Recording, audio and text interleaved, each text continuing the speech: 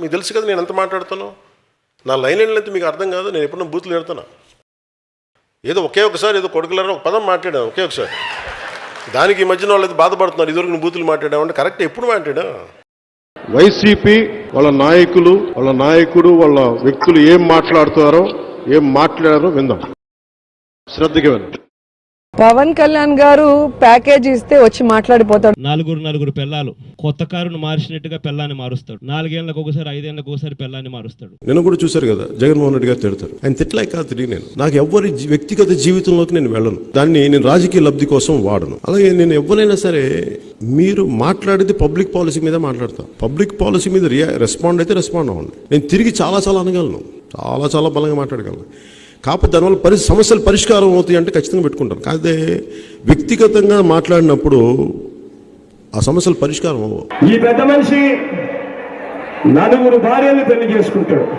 4 ఏళ్లకు ఒకసారి భార్యను మార్చేస్తాడు. ఈ పెద్ద మనిషి నిత్య పెళ్లి కొడుకు మాదిరిగా 4 ఏళ్లకు ఒకసారి భార్యను మారుస్తూ 4 భార్యను పెళ్లి చేసుకోవడం మగతనమా అని చెప్పి నేను అడుగుతా ఉన్నాను. ఇదే పెద్ద మనిషి పవన్ కళ్యాణ్. జగన్మోహన్ రెడ్డి గారిని అడుగుదాం అనుకుంటున్నా. నా పెళ్లిళ్ళ వల్లే రాష్ట్ర విభజన జరిగింది.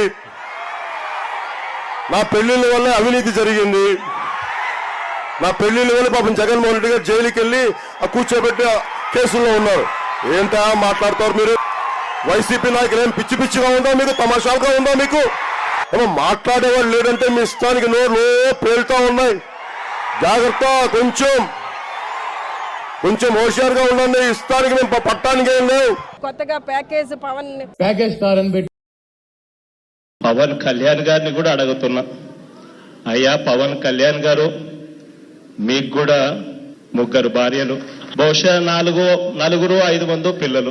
నిన్న కూడా జగన్ రెడ్డి గారు మాట్లాడినప్పుడు, వైసీపీ నాయకుడు జగన్ రెడ్డి గారు మాట్లాడినప్పుడు నేను వారికి ఒకటే తెలియజేయడం జరిగింది. పార్టీలో ప్రతి ఒక్కరికి దయచేసి దీన్ని వ్యక్తిగతంగా చూడకండి దీన్ని. ఎందుకంటే ఇలాగ అందరం చేసి సమస్యని మనం పరిష్కరించాలి, ప్రజల సమస్యలు. అంతేగాని ఆయన అనేది వ్యక్తిగతంగా దానికి మీరు అందరూ స్పందించేస్తే సమస్య మరుగున పడిపోద్ది. దానికి దయచేసి నేను అందరినీ నివారించాను. ఇది మా పార్టీ తాలూకు సంస్కృతి. వారి పార్టీ తాలూకు సంస్కృతి ఏంటంటే మీరు ప్రజలకి కష్టాలు ఉన్నాయంటే వ్యక్తిగతంగా తిట్టేయడం, మీద పడిపోవడం. మీరు అలా తిడితే మేము కూర్చోబెట్టి ఆ వల్ల మేము పడం. పోయినసారి వైజాగ్లో కూడా చెప్పాం.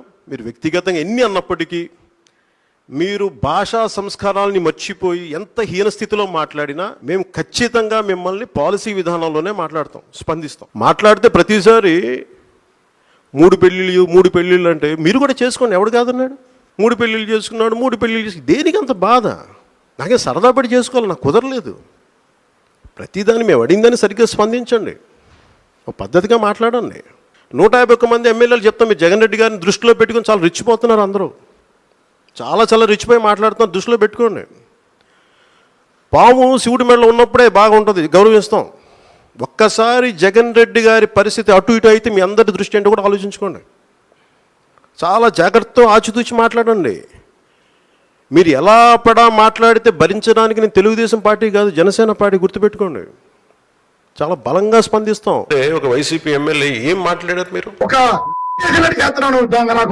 ఇక రాజకీయ పరిజ్ఞానం లేని మన పీకే తెలుసు కదా. మన పీకే అంటే మీ భాషలో పవన్ కళ్యాణ్ అవ్వచ్చు, నా భాషలో అయితే అంటే మీరు నోరు ఉన్నప్పుడు, మీ అధికారం ఉన్నప్పుడు మీరు ఇష్టానికి మాట్లాడేస్తారు.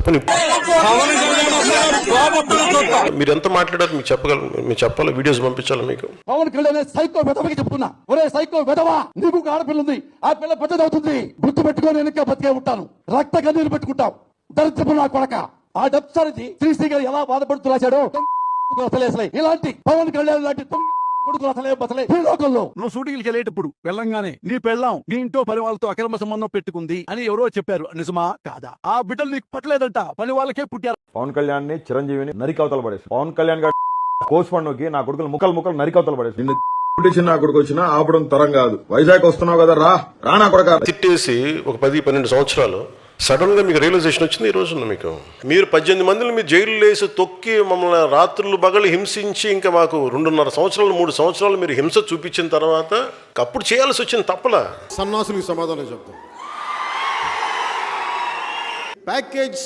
ప్యాకేజ్ అనే సన్నాసి నా కొడుకులు ఎవరు? చెప్పు తీసుకొడతాను ఒక్కొక్క వైసీపీ నా కొడుకులు చెప్తాను. తమాషాలుగా ఉందా కొడకల్లారా?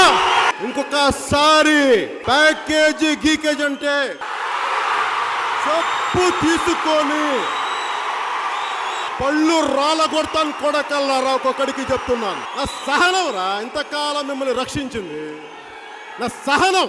ఏరా మీ దగ్గర క్రిమినల్స్ ఉన్నారా, మీ దగ్గర రౌడీలు ఉన్నారా, మీ దగ్గర గుండాలు ఉన్నారా, మీ దగ్గర వంట చేత్తో వస్తాం, మెడ పిసికి తొక్కి కింద నొక్కేస్తాం కొడకల్లారా. మర్యాద ఇస్తాం రా మీకు. ఎప్పుడు దాకా మీరు మర్యాద నిలబెట్టుకునే వరకే. మాట్లాడితే 3 పెళ్లిళ్ళు చేసుకున్నాం అంటే ఒక్కరిని పెళ్లి చేసుకుని 30 స్టెప్నీలతో తిరిగే సన్నాసులున్నారా? మీకేంట్రా నేను చెప్పి ఎదవల్లారా. చొక్కా పట్టుకొని ఇళ్లలోంచి బయటకు వచ్చి లాక్ కొడతాం కొడకల్లారా. మీకు మంచి మర్యాద మట్టి మశానం పనిచేయదు ఇతని ఎదవలకి. శిక్షా ధర్మం కొడకల్లారా. మీకు ఇన్నిసార్లు తిట్టినా భరించే పోన్లే. రాజకీయం అంటే ఉండదు కదా. ఎదవాలంటే మళ్ళీ ఇంకొక చిన్న సవరణ. వైసీపీలో ఉన్న అందరని కాదు నా ఉద్దేశం. వైసీపీలో బూతులు తిట్టకుండా పద్ధతిగా ఉన్న వాళ్ళని వదిలేసి వారిని గౌరవిస్తూ బూతులు పంచాంగం తిట్టే ప్రతి కొడుక్కి ఇదే చెప్తున్నాను రా, గుర్తుపెట్టుకోండి. నుంచోబెట్టి తోలు ఓలుస్తా కొడకల్లరా. మీకు మీరు యుద్ధం చెప్పండి రా. రాడ్లా హాకీ స్టిక్కులా రాడ్లా ఒట్టి చేతిలా నేను దేనికైనా రెడీరా. ఎంత మంది వైసీపీ గుండా ఎమ్మెల్యే కొడుకులు వస్తారో ఛాలెంజ్ ఇస్తున్నాను కొడకల్లరా. రెండు బయటికి కొడకల్లారా. తోలు తీస్తాను ఒక్కొక్క నా కొడుకు ఎక్కువ మాట్లాడితే. ఇప్పుడు ఇదాకా పవన్ కళ్యాణ్ తాలూకు మంచితనం చూశారు కొడకల్లారా. మీరు సహనం చూశారు, మీరు మంచితనం చూశారు, మీరు వాడి సహృదయత చూశారు మీరు. నేను కూడా నా రాజ్యాంగం, భారత రాజ్యాంగం కల్పించిన హక్కుని, భావ ప్రకటనని ఈ విధంగా నేను కూడా స్వేచ్ఛగా ప్రకటిస్తున్నాను. అప్పుడు కూర్చొని శాంతి వచనాలు చెప్పండి. సంతోషం అండి, చాలా ఆనందంగా ఉందని మీరు తిట్టినందుకు చెప్తాం, అదే చేస్తాం.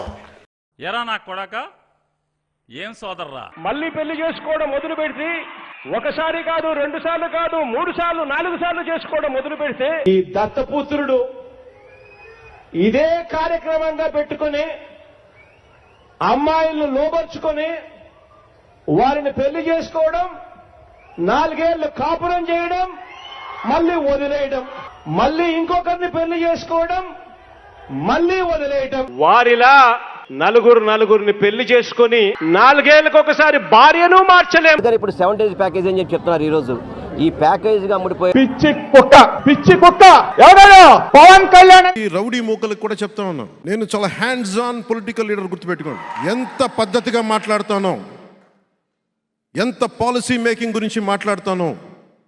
మీరు గొడవలకి సై అంటే దానికి రెండింతలు సై అని చెప్తాను. గుర్తుపెట్టు. చాలా పద్ధతిగా మాట్లాడతాం, చాలా దిగి మాట్లాడతాం, మర్యాద ఇచ్చి మాట్లాడతాం. నేను మర్చిపోయాం అనుకుంటున్నావా? పెళ్లి కాగానే 4 ఏళ్లకు ఒకసారి, 5 ఏళ్లకు ఒకసారి కార్లు మార్చేసినట్టుగా భార్యలను వదిలేసి ఇప్పుడు నియోజకవర్గాల్ని కూడా అలవోకగా వదిలేస్తా ఉన్నావు. ఏం మనిషివయ్యా నువ్వు అని చెప్పి ఆయనను అడిగా. వాళ్ళు ఎవరితో నాకు కోపాలు ఉండవు వాళ్ళ మీద, కాకపోతే ఏముండదు వాళ్ళ విధి విధానాల మీద నాకు విసుగుంటుంది. నేను ఏదైనా పాలసీ గురించి మాట్లాడుతున్నప్పుడు వ్యక్తిగత జీవితాలని హననం చేయటం, పర్సనల్గా అటాక్లు చేయటం, దీనివల్ల ఏమైపోద్దంటే ఒకసారి నేను గట్టిగా ఉండమని చెప్తాను, అదే మెత్తగా ఉండాలి. కానీ మరీ ఇంకా మౌనంగా ఉన్నా ఒకసారి ఏమైతే వాళ్ళకి పేటరేగిపోతూ ఉంటారు. ఒకసారి మనం కూడా కొన్నిసార్లు కొన్ని సందర్భాల్లో చాలా ధీటుగా సమాధానం చెప్పాల్సిన అవసరం ఉంది. ఎదుటి వ్యక్తి మాట్లాడే విధానాన్ని బట్టి మనం కూడా చెప్పాల్సి వస్తుంది. అదే ఇష్టం వచ్చినట్టు గీత దాటే కూడా అదే చెప్పేది అదే కదా.